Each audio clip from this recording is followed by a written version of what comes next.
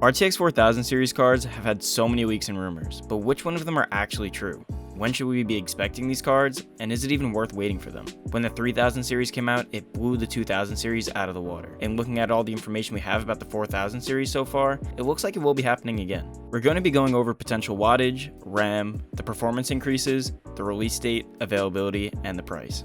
Rumors seen on places like Twitter are very hard to trust, but there are a select few people that have been right on so many occasions that the rumors are treated like facts. First, let's look at the wattage. There was some early talk that the wattage of the 4000 series would force you to buy 1200 watt power supply or above, but that doesn't seem to be the case anymore. Don't get me wrong, that's still a lot of power, but this is definitely an improvement. For a comparison, the RTX 3050 needs around 125 to 150 watts, and the 3090 Ti needs around 500. Everyone with an older GPU knows how important a large amount of VRAM is. The 3090 and 3090 Ti shipped with a staggering 24GB of GDDR6X. These same 6X modules are expected to be released with the majority of the 4000 series. The VRAM manufacturer Micron has recently opened up about the production of a 24GB per second kit, so this could potentially be what we find in the 4090. So maybe this will be GDR6X Plus? We're not really sure. But what about the average people that don't have unlimited money for the 4090? The 3000 series saw a huge boost in VRAM compared to the previous generation. The RTX 2060 originally released with just 6GB of VRAM, and then the 3060 was released with 12. Okay, so you might be thinking, why does the 3060 Ti only have 8GB? Well, this is essentially the way the bus size is laid out. It's a little bit complicated, but essentially the 3060 Ti was built like the 3070, which gives it the 8GB.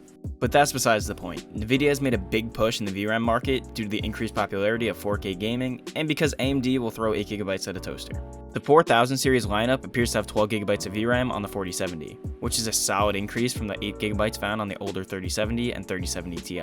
When it comes to the 4050 and the 4060, we should be expecting to see either 8 or 12GB of hopefully GDDR6X, although it could be GDDR6 for that increased savings. The release has not been officially announced as of yet, but we do know that Nvidia likes releasing consumer graphics cards every other year. Since the 3000 series was released in 2020, we can assume that the 4000 series will be released at some point in 2022. This does not mean that they'll have every card released by Christmas. The only card that is supposed to come this year is the 4090. If they're not able to get through enough of their overstock, this is where availability can be affected. For instance, if Nvidia does release all the 4000 series cards at once, they could still have way too much overstock of the 3000 series cards. The final thing that we're going to go over is price. There's no official prices announced, but we can expect similar but slightly inflated numbers compared to the 3000 series. The 3090 released at $1,499, but with the increased supply cost and rising inflation, we would expect it to be no less than $1,600. The 4080 and 4070 will also not be the same price as they were on the previous generation. We would expect each of these cards to be around $50 to $100 more expensive. The real question is, should you upgrade? If the rumored CUDA cores are anything to go off of, maybe. Although this isn't a perfect science, it's safe to say there's a huge step up this generation. I wouldn't be going out to buy a $380 3050, but going for a better price performance card might be a good option. But if you're not desperately in need of a graphics card, it might just be worth the wait.